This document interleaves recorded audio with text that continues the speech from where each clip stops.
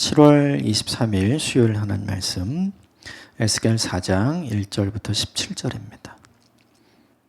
본문이 좀 길긴 하지만 그래도 같이 쭉 한번 읽도록 하겠습니다. 1절 너 인자야 토판을 가져다가 그것을 내 앞에 놓고 한 성읍 곧 예루살렘을 그 위에 그리고 그 성읍을 에워싸되 그것을 향하여 사다리를 세우고 그것을 향하여 흙으로 언덕을 쌓고 그것을 향하여 진을 치고 그것을 향하여 공성들을 둘러세우고 또 철판을 가져다가 너와 성읍 사이에 두어 철벽을 삼고 성을 포위하는 것처럼 에워싸라.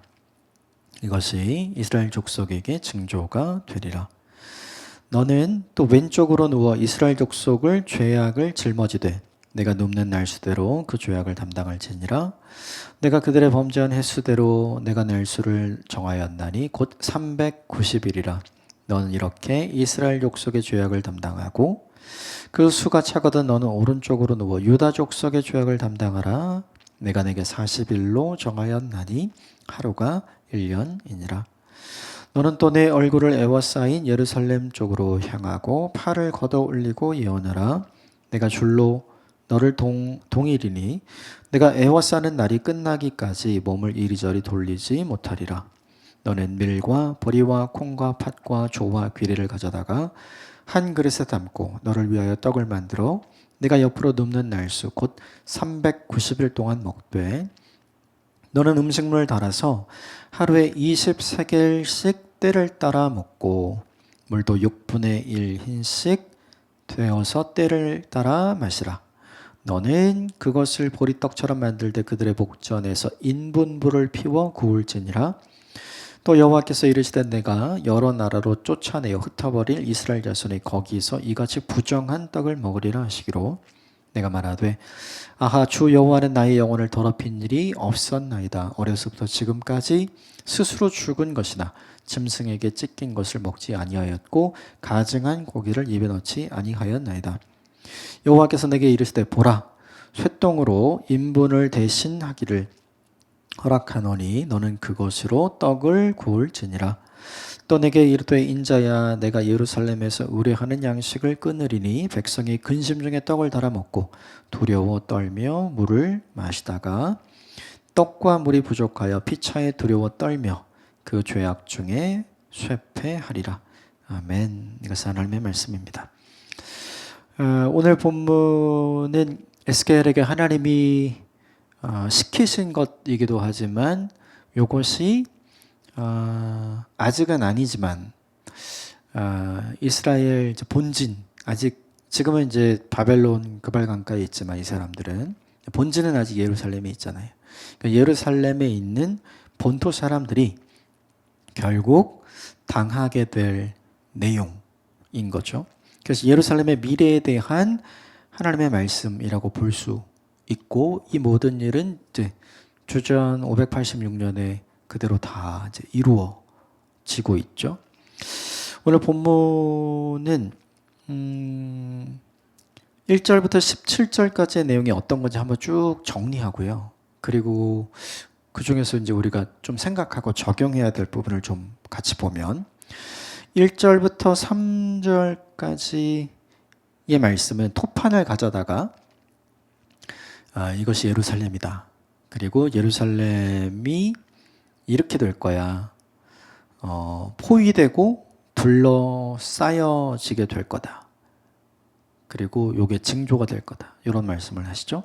2절, 3절 말씀만 같이 읽읍시다. 2절, 3절 시작.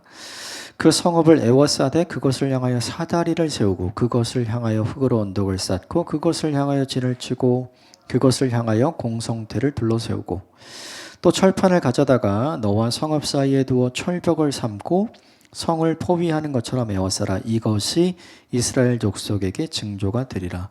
지금 내가 너에게 말한 그대로 네가 하고 있는 그대로 나중에 예루살렘 본토에서 이 일이 일어나게 될 것이다 라고 이야기하죠. 예루살렘이 포위되는 장면이고 군대에 의해서 고립되는 장면이죠. 아직은 실현되지 않았지만 이 본문의 시점으로부터 5년 정도 뒤에 실제로 그 일이 일어나게 됩니다.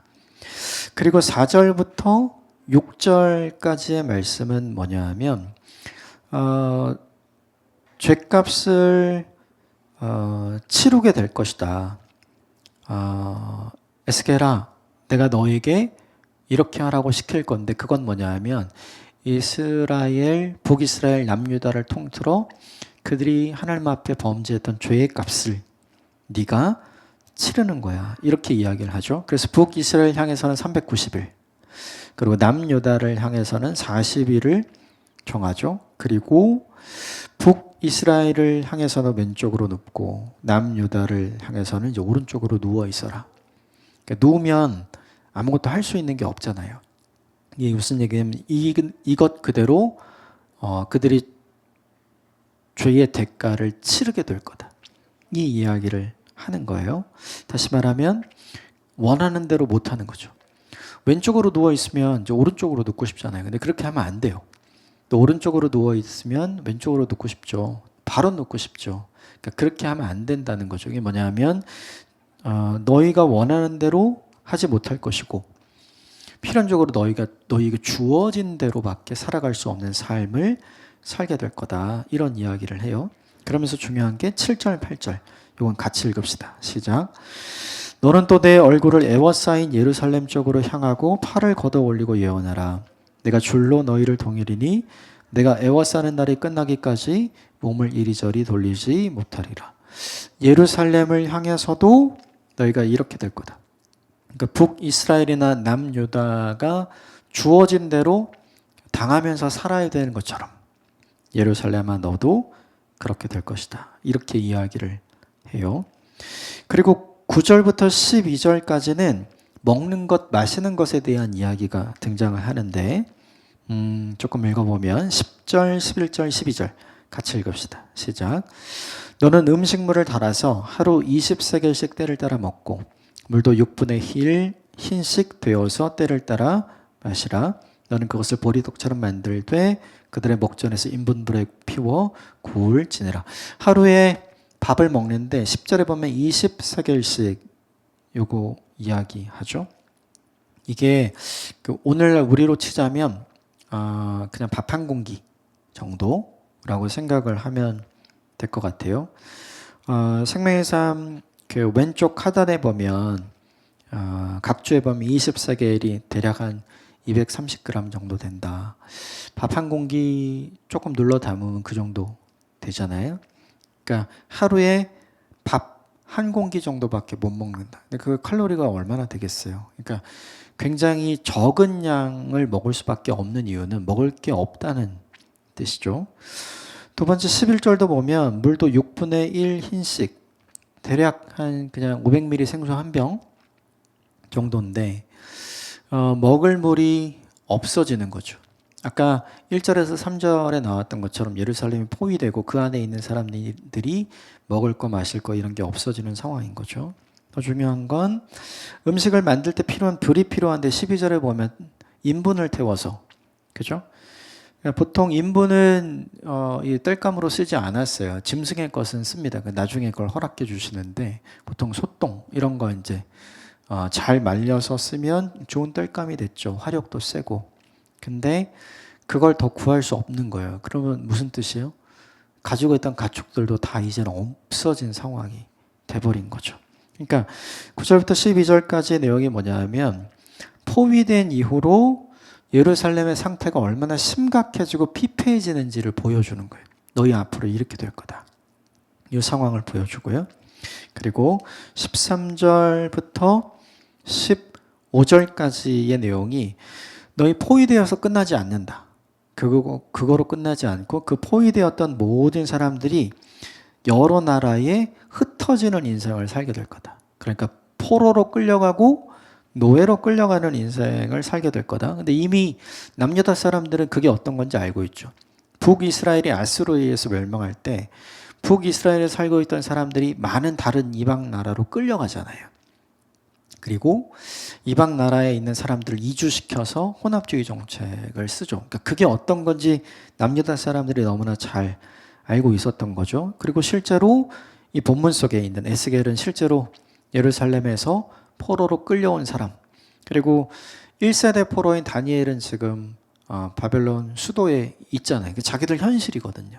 그런데 자기들보다 훨씬 더 많은 사람들이 그렇게 될 거다라는 사실을 지금 하나님께서 에스겔에게 알려주십니다. 마지막 16절, 17절 같이 읽읍시다. 시작.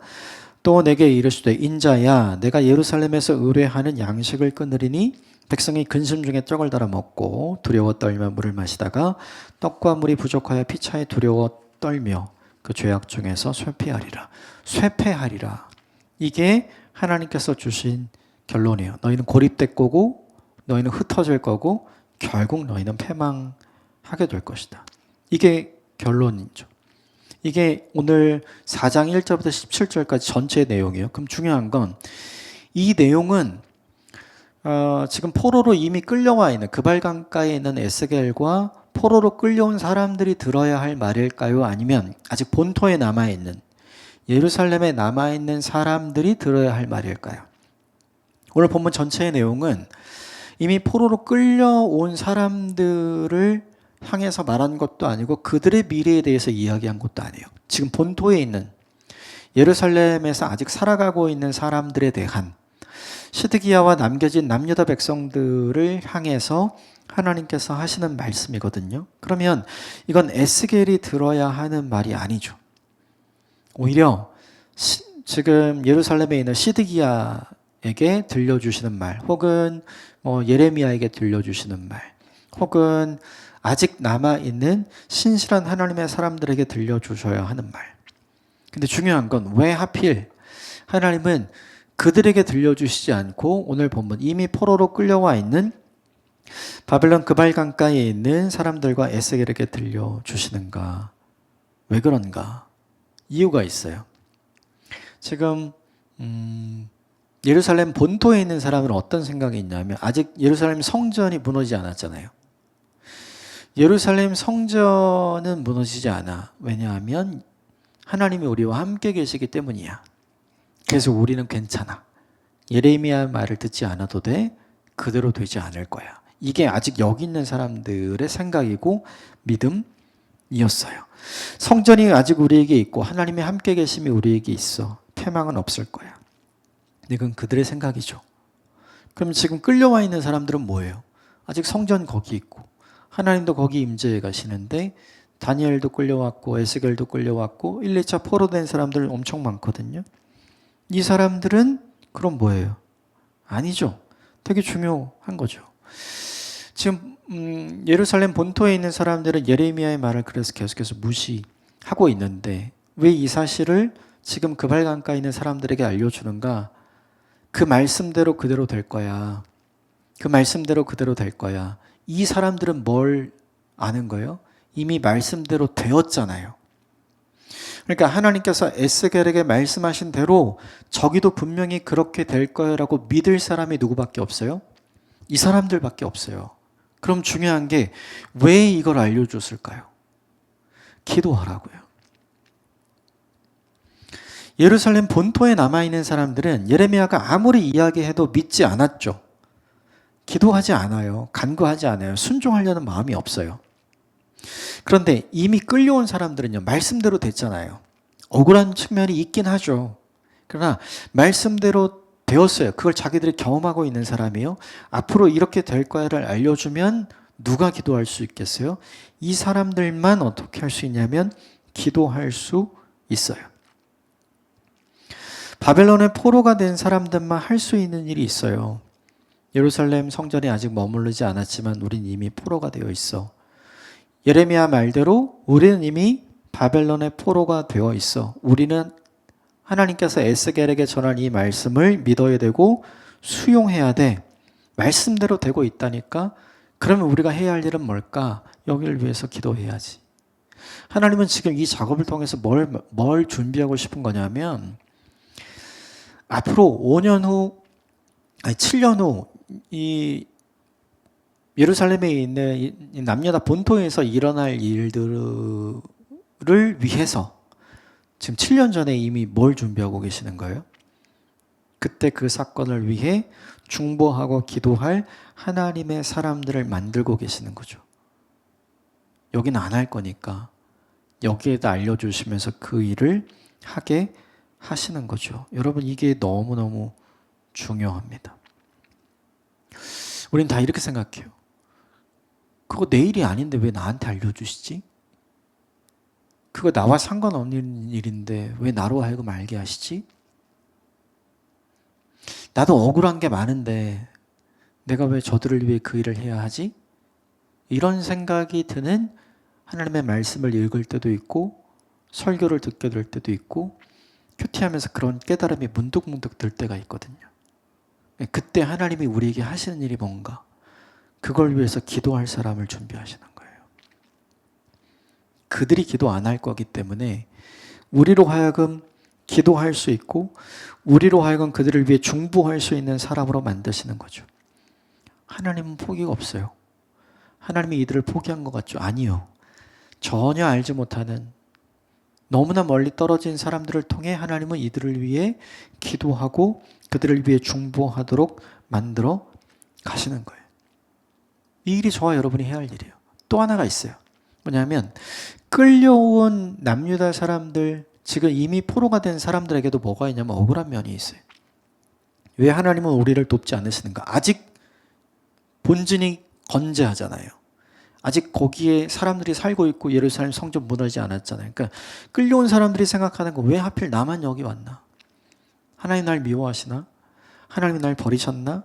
이런 생각을 가지고 억울함을 가지고 있는 사람들이 있는 거죠. 그들을 하나님께서 그냥 두시지 않고 그들에게 깨닫게 하시기를 원하셨어요. 아니야, 말씀대로 될 거야. 여기도 곧 그대로 될 거야. 이 두 가지 일을 하나님께서 뭘 하시냐면 지금 본문 속에 하고 계시는 거죠. 착각 속에 빠진 사람들을 제대로 하나님 바꾸시는 거고, 아무도 준비하고 아무도 중보하지 않는 상황에서 기도하는 사람들을 하나님께서 만들어 가고 계시는 거죠. 오늘 이 본문, 이 내용이 저와 여러분에게 제일 중요한 것 같아요. 우리도 기도하면서 억울할 때 되게 많잖아요. 왜 나만 이런 기도해야 되고, 왜 나만 이런 어려움 속에 있어야 되고, 왜 나만 이렇게 오래 기도해야 되는가. 생각을 잘 해봐야 돼요. 우리가 그 길을 먼저 가게 된 이유가 무엇인가? 우리를 기도의 사람으로, 중보의 사람으로 하나님께서 우리를 준비시키기 위한 하나님의 계획 가운데 있는 거예요. 하나님의 동역자로 우리를 초대해 주시는 거죠. 생각이 이렇게 바뀌면 내 현실을 달리 해석할 수 있는 힘과 능력이 생기죠. 하나님의 현실을 바꿔주는 게 아니에요. 여기 있는 사람들이 얼마나 기도 많이 했겠어요. 우리 다시 돌아가고 싶다고, 빨리 가고 싶다고 얼마나 많이 기도했겠어요. 근데 그 기도는 응답 안 하고 오히려 이 사람들을 위해 여기 바벨론 그발강가에 있는 사람들을 기도하는 사람으로 만드시잖아요. 사람들 그런 생각 안 했겠어요? 왜 내 기도는 안 들어주고 나는 이 기도를 해야 하는가? 그런데 아니요. 하나님 우리의 상황과 환경을 바꾸시는 게 아니라 나를 바꾸심으로 더 크고 넓게 만드시는 거예요. 주님처럼. 이게 주님이 이 본문 속에 이 본문 속에 에스겔과 바벨론 그발강가에 있는 사람들에게 하시는 일이고, 또 하나 그들의 착각 속에서 벗어나게 하시는 거죠. 아, 하나님은 하나님의 계획대로, 하나님의 뜻대로, 하나님의 의도대로 모든 것을 진행하고 계시는구나. 모든 삶의 현장의 일거수일투족을 내 눈으로 바라보고 해석하는 사람이 아니라 하나님의 입장에서 하나님의 눈으로 바라보고 해석하는 사람으로 바꾸어 가시는 거죠. 저는 이 부분이 참 놀랍습니다. 오히려 포로로 끌려온 이 사람들 얼마나 원망이 많고 불평이 많겠어요.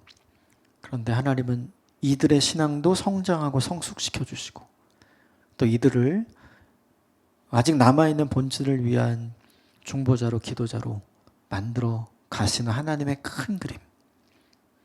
우리에겐 이런 게 없는 것 같아요. 우린 너무나 근거리, 또 나와 관련된 거에만 관심이 있는 것 같아요. 근데 하나님은 그것보다 훨씬 더 큰 그림을 펼쳐 가시잖아요. 결국 이것이 우리에게 마이너스인가? 절대로 마이너스가 아니죠. 두 가지를 기억하시고 우리에게 적용하면 좋겠어요. 왜 내가 알아야 할 일도 아닌데 왜 나에게 알려주시는가?